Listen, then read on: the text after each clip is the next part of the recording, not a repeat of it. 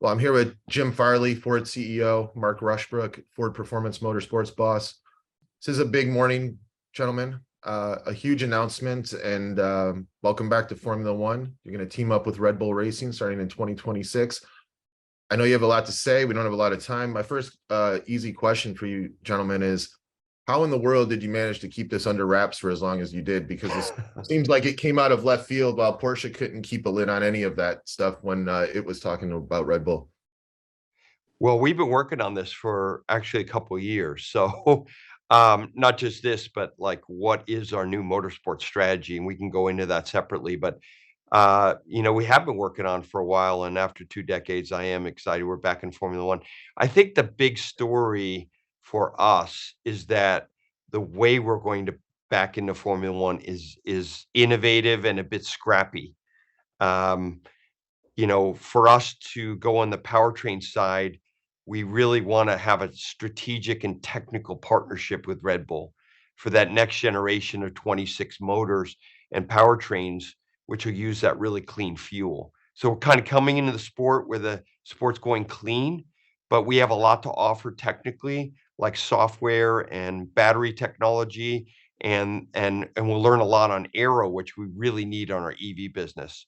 And we'll supply not only Red Bull, but also AlphaTauri. So, it's gonna be a, pretty big presence, but it's a much more technical, strategic partnership in our powertrain business together, not like the company doing everything.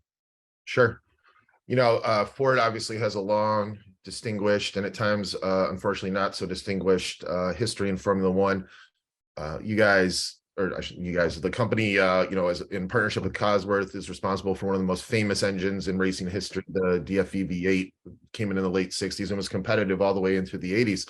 But then you really had a factory, a brand presence beginning in 97 when you owned the Stewart Grand Prix team with Jackie Stewart. A little bit of success, but not a ton there.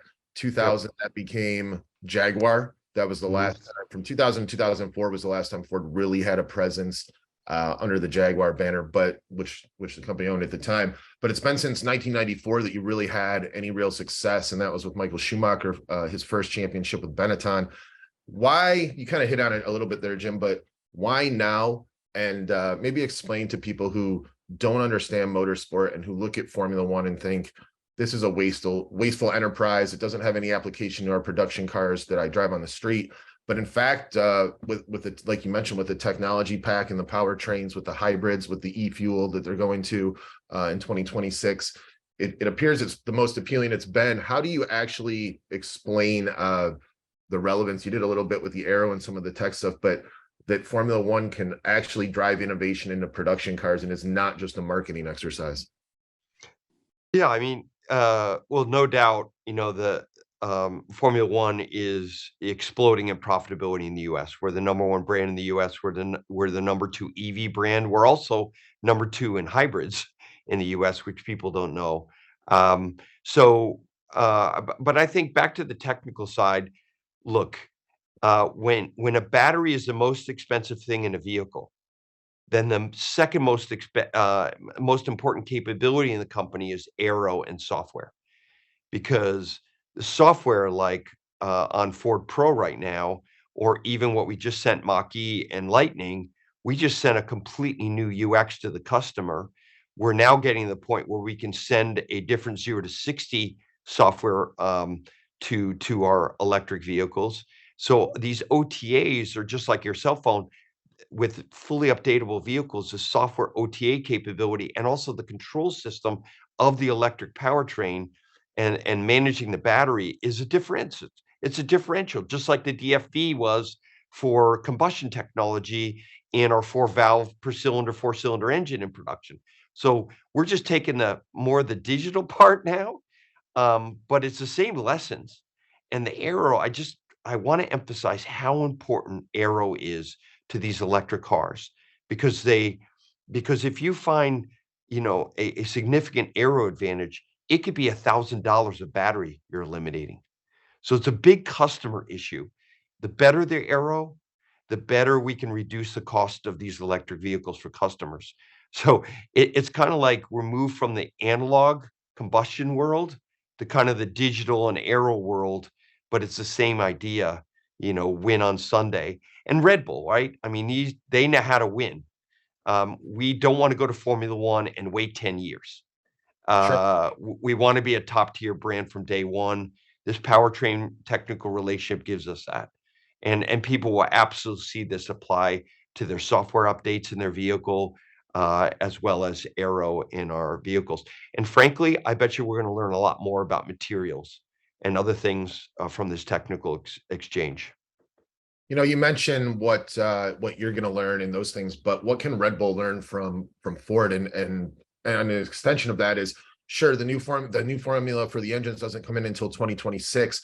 Do you anticipate Ford being involved, building up to that, not just on the side gearing up for 2026, but being able to work with Red Bull over the coming 3 seasons and provide some insight, some expertise from the Ford side and vice versa already before we officially get to that first race 3 years from now?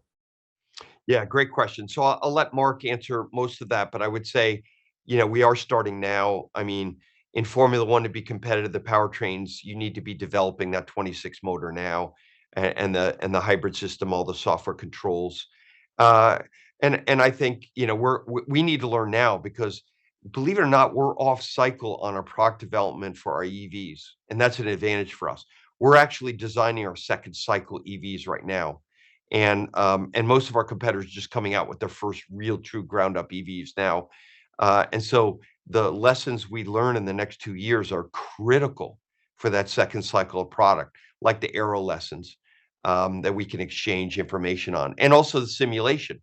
Simulation is really a critical success factor in Formula One now, and it's equally successful and important in our development of our second cycle EVs and digital software. So we are going to learn immediately. Maybe over to you, Mark. Yeah, I would say absolutely. The development work, the partnership is starting now. As Jim said, the new regulations take place starting in the racing season for 2026. But the product design, the power unit design is already well underway. There's already hardware for that, and we want to win. So we want to bring all of our resources in to help Red Bull Powertrain Technologies as much as we can, as early as we can.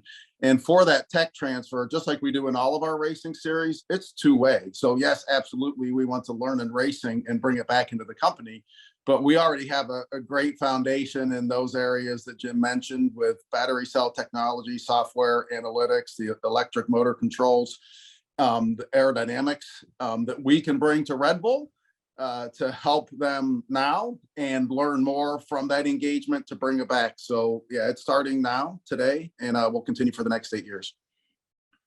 Excuse me, just to jump back real quick, something you said a little bit ago, Jim. Well, there's been a lot of talk, obviously, in motorsport circles in the US about this burgeoning popularity that Formula One's undergoing. Right. A lot of, some people call it the drive to survive effect. But if we really look at that, that's really only kind of kicked into high gear, I'd say, in the last 2, maybe 3 years.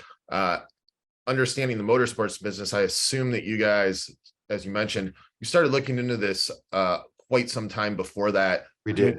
Diligence, right? So is it appropriate to say that this is just in that sense, happy coincidence that you're coming in for the tech benefit, but you're also doing it at a time where it's more popular than ever, so you get the interest as well?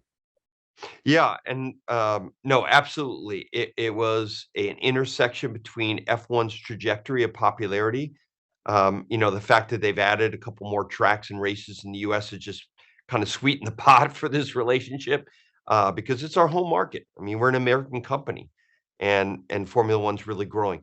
What really attracted to me on that side is just the new audience. The audience is very diverse. It's extremely young, much younger than our customers in all the automotive industry. And to me, it's a perfect platform to start connecting with people with our EVs. Mach-E and Lightning, we are not competing in the commodity EV business. We want to really go after personality vehicles and specialty vehicles like pickup trucks or performance EVs. And we think this is the right platform to connect with people. And who better to kind of be an ambassador to our brand than Max and Checo? I mean, they're the right people.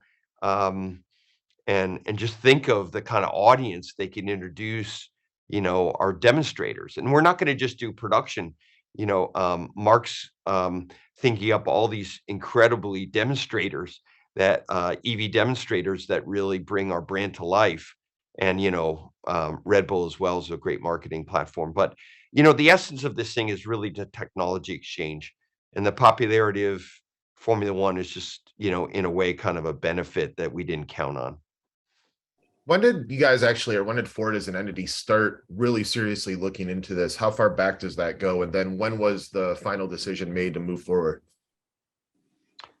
We won't give you all the specifics, but I think Mark was in the Mark was, driving this, and I think we all really trusted his expertise. So, Mark, maybe it's best for you to answer. Yeah, I would say go back into 2021 when Formula One, the FIA, were very serious about their commitment to the future with moving to a sustainable fuel and planning for that to be in, as well as major changes to the regulations to bring more electrification, higher levels of power coming from the electric motor with those new regulations. So that kind of piqued our interest back as that was starting. And then we needed to watch, observe, see what was happening. We talked to several teams across this time period and with F1, with the FIA, to really understand where it was going, what is the best way to enter the sport so that we could get the maximum return from it. So as we sorted through those different options, a lot of discussions that we had with Jim, with Bill, with the leadership team of what is the right way, learning from the lessons we've experienced in the past of what works, what doesn't work, and how to go into it the right way this time. We settled on this direction. I think Jim, we would say fourth quarter last year. Yep. Was where the final decision and commitment to it was made, and we're all in. This is the right way to do it responsibly with the tech partnership for the powertrain, extending it into the best racing teams at the front of the grid, and we'll get the technical learning, we'll get the engagement with the fans, and really happy with this as an important pillar of our motorsport cycle plan. Yeah, I'm glad you mentioned it as a tech partnership. Just to be clear, this is as a powertrain supplier in the conventional sense. Yeah. So has it been decided? I know you're probably going to say no, but has it been decided what the name of the team is going to be? Is it going to be as simple as Red Bull Racing Ford? Is it something else? And to kind of follow on something else you touched on, Mark, and either one of you can speak to this. This might be for you, Jim. You talk about doing this the right way. You could have gone perhaps the other way, which Porsche, it sounded like it to do, like Audi has done, or at least announced in essence that it's going to take over Sauber / Alfa Romeo. You've got Michael Andretti and Cadillac trying to launch apparently its own ground up team. What compelled you guys to do it this way instead of saying, let's start our own thing, or let's take over an existing team? Well, I think, well, first of all, we really looked at our whole motorsport strategy, and that's maybe another discussion, but we're really betting on off-road, dominating an off-road globally, and also Mustang turning it into a motorsports business. And this was, this and a couple of the other premier series like NASCAR are really the foundation, the real pillars of our strategy. And I think, well, I'll let Mark kind of explain, but here, most often in life, when you study something really carefully and really important like this decision, you kind of come to a different answer than your premise at the beginning. So this was a real moving feast. And in the end, we wanted to be super efficient. We want to have the impact be completely incremental, so that in the case of the technology, we learn things that we could only learn through this, and we only spend money on the very essence of what we're trying to get out of it. And a full team, or trying to, orchestrate all that, just seemed like it wasn't the smart move. This wound up being the smart move because Red Bull's at the top of the pack, and Formula One's about winning. And also, the powertrain was changing, and we wanted to get in when it went to sustainable fuel. But we had expertise. They needed that expertise, and vice versa. And so we were just super practical. I would say it's kind of like, in my mind, I wanted to be street smart about this one. I wanted to kind of outthink ourselves and our prejudice and do it in a way that's going to be super efficient, but super smart to help the company and Red Bull. And that was the filter I had. Mark, would you add anything to that? Yeah, absolutely agree. We had to be smart and strategic about this. So our motorsport cycle plan, as we've been restructuring that, reinventing that across these last 2 years, as the company is focused on our iconic, passionate vehicles on the street, we're doing the same with motorsports. So we've got Mustang that will race globally as we roll out the seventh generation Mustang. It will be racing at the highest levels of professional motorsports with NASCAR, NHRA, Australia supercars. And we bring in the full scale of customer racing, including Mustang GT3, Mustang GT4, a track day car, a spec series that we're going to have. So we can go literally globally and top to bottom, from grassroots all the way up to Le Mans with Mustang as one of our icons. And then off-road, as Jim said, we've got icons there as well with Bronco and the off-road racing that we've done with that, and King of the Hammers and Baja, extending that to Ranger as a global product and global off-road racing with that, even Puma in Rally, WRC. So that's our second pillar. The third thing that's worked really well for us is to tell the electrification story. These demonstrators, the Mach-E 1400, the Cobra Jet 1400, the Super Van 4, some more of those coming, have worked great because we're not restricted by the rules of a series. We have the freedom to build whatever we want to connect with fans in a very spectacular way that we control that messaging. So we felt like we had that great foundation with those three pillars. And as we were in parallel restructuring that and looking at the opportunity for F1, the way that we go racing in any series is we don't own the racing team. We don't do everything top to bottom. We work strategically with partners. In NASCAR, it's Team Penske and Stewart Haas and RFK, and same in NHRA and Australia supercars, or as we're going back to Le Mans, we find the right partners.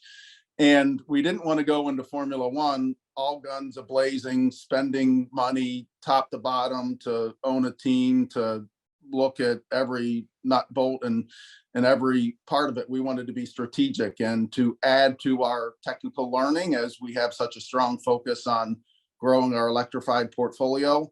We wanted to learn on the electrified powertrain, and as it gets more important in the Formula One, the sustainable fuels part of it, analytics, software, and aerodynamics. That's important for Formula One. It's important for our electrified vehicles. So we wanted to be responsible with our spend, to contribute where we really can contribute to that technical partnership, and then bring that learning back specifically for these electrified vehicles like that. So we think it's a good fit. Really looking forward to executing the development and learning over these next 3 years to contribute to the powertrain to go racing in Formula One, but also to contribute to our road cars.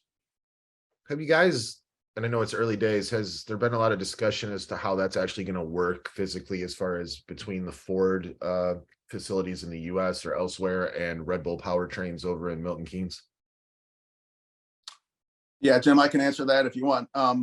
We've reviewed what their facilities are, what they have already, what they have planned, as they made this commitment for their own powertrain program on site at Milton Keynes.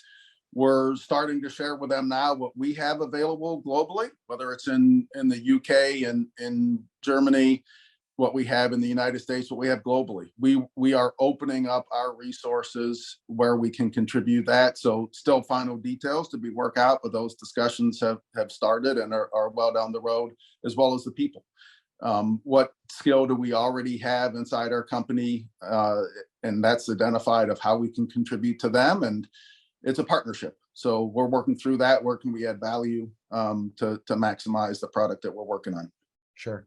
Jim, let me just ask you a couple last final things. I'm pretty sure we're running out of time. Someone's going to give you the hook there. The hook. Do we have a name? Right. Do we have a name yet?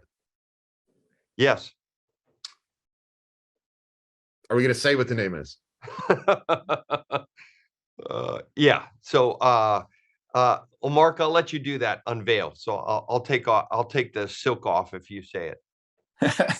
So the technical partnership is with the powertrains part of the business. So it will be Red Bull-Ford Powertrains. And that will be the engine or the power unit manufacturer officially of record. And then that is what will power the Oracle Red Bull Racing team and the Scuderia AlphaTauri team. So Ford won't explicitly be in the team name, but it will be associated with the power unit manufacturer and obviously a partner with the team as well as with a power unit company. So Ford won't be in the official entrant name on the entry sheet then. Up for the team name, it will not. You talk about commitment, you talk about what it takes. How committed is Ford in the sense of how long do you envision this for? What upfront, what the initial commitment is to Red Bull? Because obviously it's a multi-year thing to, I know you guys expect or hope to come in and have success out of the gate, but sometimes we know at that level of the sport, it takes a while. Is it something we can say it's a 5-year commitment right off the bat? It's a 10-year commitment, or you can't say? Well, it's 8 years from now. So 2026 to 2030 is a commitment. Okay, great.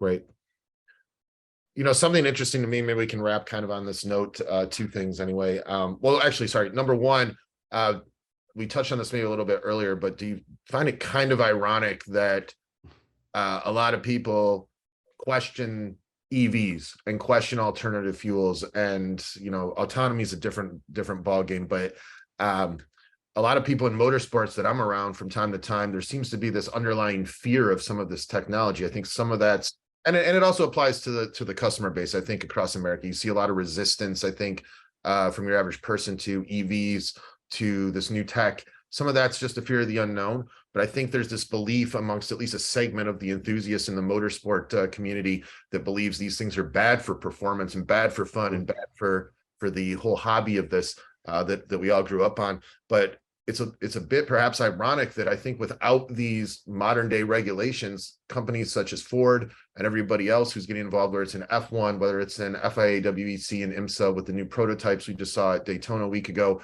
if it wasn't for this stuff, you guys probably wouldn't even be involved or interested. Yeah, I mean, look, all the vehicle dynamics, stability control, traction control, dynamic drive modes, all the software engineering and control of the battery and the battery management, and of course, aero.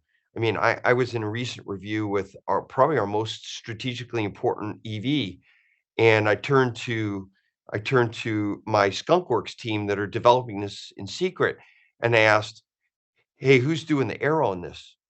And he turned to me and he said, "Oh, well, they're from Red Bull, Formula One." So, like, the intersection is there. It's natural. It's going to make a difference in people's daily driving, and it is a bit unexpected. But in the end of the day, it is what it is. And winning in the marketplace or winning a Formula One race is more and more taking the same digital kind of skill capabilities. We're just moving from the combustion world to this digital world in it, but the same kind of technology transfer. And we're doing it, I think, in a really responsible way from resource standpoint.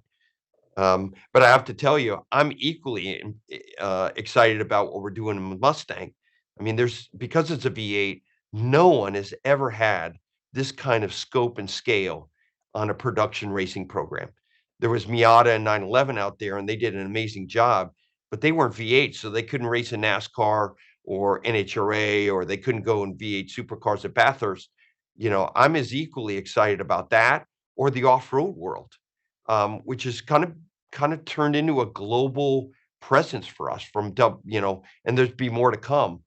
So I think this is like a reinterpretation of total performance, but I think in a way that's more connected to the daily business of our customers' lives. Sure. All right, last question, and this is on a broader Ford corporate thing. I know you were, I believe, at Toyota at the time that Ford and Jaguar were last involved in Formula One. There's I don't know if this story is true. This may be an apocryphal story in Formula One circles that's been going around for years, that from a cultural standpoint, back then, there was supposedly a financial review, an internal review about where dollars and cents were going. And it may have been William Clay Ford, it may have been another executive, but the story goes that someone looked at a sheet of salaries and said, who the hell is Edmund Irvine and why are we paying him $10 million a year? Of course, Eddie Irvine, who was driving for Jaguar for a month. So there was a massive disconnect between Dearborn and what was going on over in Europe and the whole operation. Certainly there must have been obviously there has been, but that compared to now, the cultural shift within Ford to, look at it that way and be as disconnected as apparently was 20 years ago or almost 20 years ago versus now. How big of a sell was this to the Ford family and the other people who make the big decisions over there? The Ford family is like involved in the business. So they're not observers. We have 3 Ford members on our board, and there's a whole new generation here. And so, they all understand the popularity of Formula One, and they understand this technology transfer opportunity. And frankly, the revision of our motorsports strategy as a whole was very much driven by, discussions that Mark and I and Bill and the board and the family had. So this is a very organic process. Like we're all on the same page here. There's not, really any air between us. And we'll have to make adjustments along the way, but there were no surprises here. This wasn't a sell job. It was something that we all knew was the right thing to do. And when you walk across from our company headquarters, a couple hundred feet over to the Henry Ford, and you look at the sweepstakes car, or or Jimmy Clark's car that he won Indianapolis with, or our NASCAR cars there. I mean, the essence of the company. I mean, we were founded on the money that he made off the sweepstakes car. So, this is an endemic sport for our industry, and for Ford, we love racing, and we're unapologetic about it. It's my hobby, and I don't think anyone wastes more money on racing than I do. But that's why I think we're making good choices, because it's core to what we do. We see it as a great platform, and we're all on the same page. There's no surprises here. I'm especially proud of the Formula One decision, and especially proud of Mark and the team, because we aren't spending anything. I mean, it's a completely different relationship than what we did in the 2000s. This is a completely different model, and I'm really proud of our team getting there before the other OEs, because I think it's smarter. You mentioned that exact thing, the money involved in the different world that it is. Does this deal happen, or does this interest even come about without the cost cap? Mark, you're better to answer that one. I'd say the cost cap definitely helps. I don't know that it necessarily changes our entry point into this. Okay. I'll add, Mac, I'll add a little bit more if I can, Jim, if that's okay, on the we can certainly the transparency on and awareness of this. We've had great engagement from Jim and Bill and the entire leadership team, the executive committee, as we've restructured this entire motorsport cycle plan, and especially on Formula One. So I can't speak to what may or may not have happened in the past with the urban legend that you have. Maybe it's true, maybe it's not, but I'm very confident that we've got full transparency and awareness through the executive leadership of this company and their support, that we're doing it in the right way, and that they want all elements of our company, both on the technical product development side, to fully benefit from this, and on the marketing and communication side, and internal to the company as a point of pride. As Jim said, we're a company founded on motorsports. Our employees believe that as well, and this is going to be exciting news for them. And everybody that I've shared the news with has been so excited, and expect that once we fully roll it out to be true top to bottom. Right. Well, thanks, guys. Thank you, Mac. Yeah, it's been fantastic. Congratulations. I know it's an exciting time, but I know it's a massive challenge. So I wish you well.